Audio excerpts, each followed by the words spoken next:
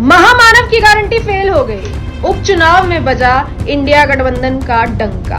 13 सीटों पर उपचुनाव हुआ, जिसमें से 10 सीटों पर इंडिया गठबंधन जीत चुकी है और मात्र 2 सीटों पर भाजपा ने जीता है और 1 सीट अदर्स में गई है।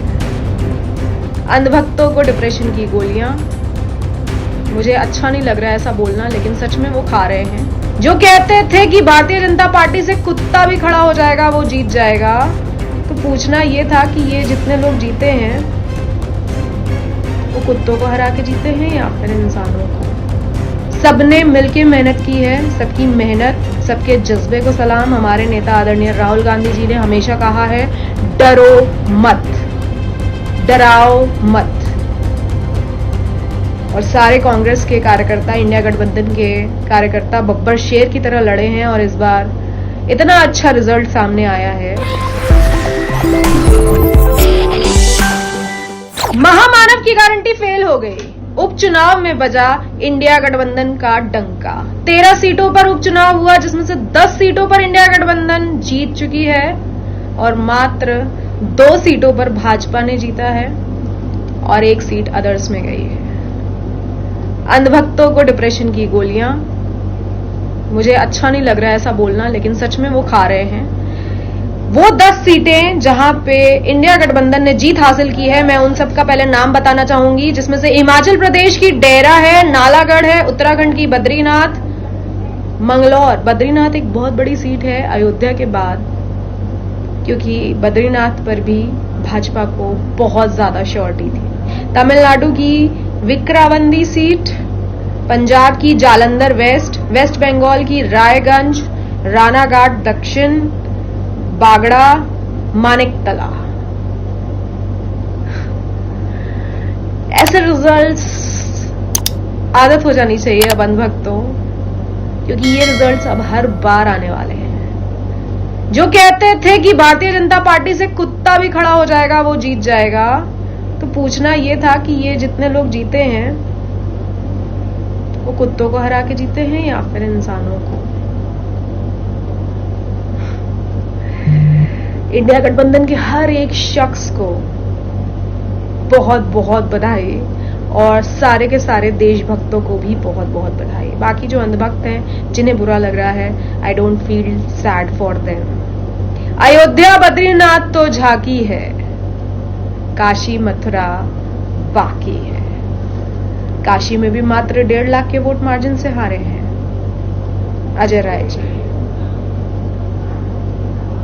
और हमारे देश के प्रधानमंत्री नरेंद्र दामोदर दास मोदी जी सिर्फ 1.5 लाख वोट से जीते हैं। जहां राहुल गांधी जी रायबरेली से 4.5 लाख वोट के मार्जिन से जीते हैं, वायनाड से 4 लाख के वोट मार्जिन से जीते हैं, वहीं देश के प्रधानमंत्री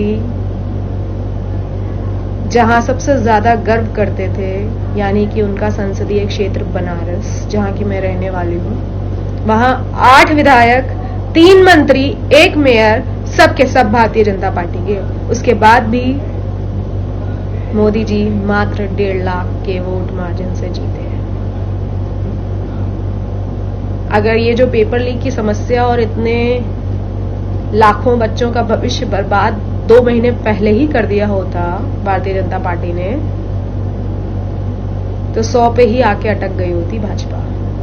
ये बात मैं कंफर्म होके इसलिए कह रही हूं क्योंकि उन लाखों बच्चों का भविष्य और उनसे जुड़े उनका घर परिवार सदस्य, तो टोटल करोड़ों लोग हो जाते हैं जो भाजपा के इस रवैये के बाद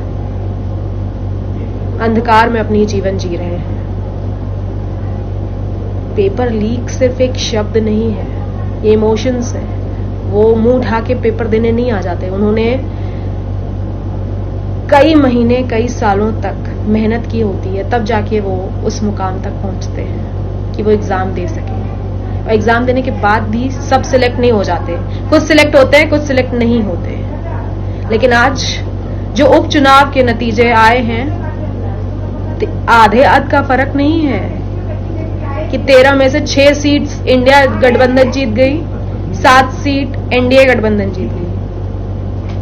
आधे हाथ का भी फर्क होता तो एक बार बात होती, लेकिन यहां 13 में से 6 सीट नहीं, 13 में से 10 सीटें इंडिया गठबंधन ने जीती हैं, जो कि एक बहुत बड़ा रेशियो है। और मात्र 2 सीट भाजपा, 1 सीट अदर्स में गई है।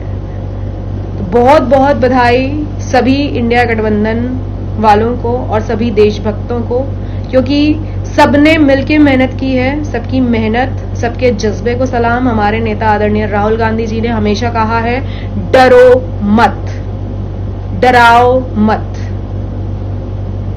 और सारे कांग्रेस के कार्यकर्ता, इंडिया गठबंधन के कार्यकर्ता बब्बर शेर की तरह लड़े हैं और इस बार इतना अच्छा रिजल्ट सामने आया है। लोकसभा चुनाव में रिजल्ट सामने आने के बाद लोगों में खुशी की लहर थी ही, और इस बार उपचुनाव के रिजल्ट सामने आते ही हर जगह अयोध्या बद्रीनाथ तो भी झांकी है, काशी मथुरा भी बाकी है के नारे लगने शुरू हो गए हैं। चित्रकूट हो चाहे प्रयागराज हो, सनातन धर्म के नाम पर वोट मांगते थे भारतीय जनता पार्टी वाले। सनातन धर्म भी अब कह रहा है कि इंडिया गठबंधन के अलावा सनातन धर्म को किसी ने नहीं पूछा। सिर्फ अपने पॉलिटिकल एजेंडे के लिए सनातन धर्म को पूछने वाले और सनातन धर्म का प्रोपेगेंडा चलाने वाले भारतीय जनता पार्टी को उनकी असलियत सामने आ चुकी है। जनता समझ चुकी है।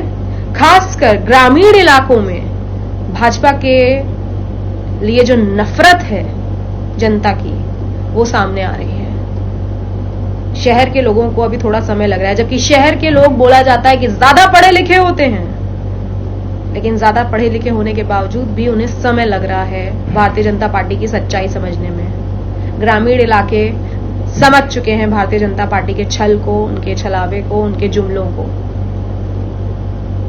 आज के उपचुनाव का रिजल्ट आप सबको कैसा लगा? कमेंट बॉक्स में मुझे जवाब जरूर दीजिएगा।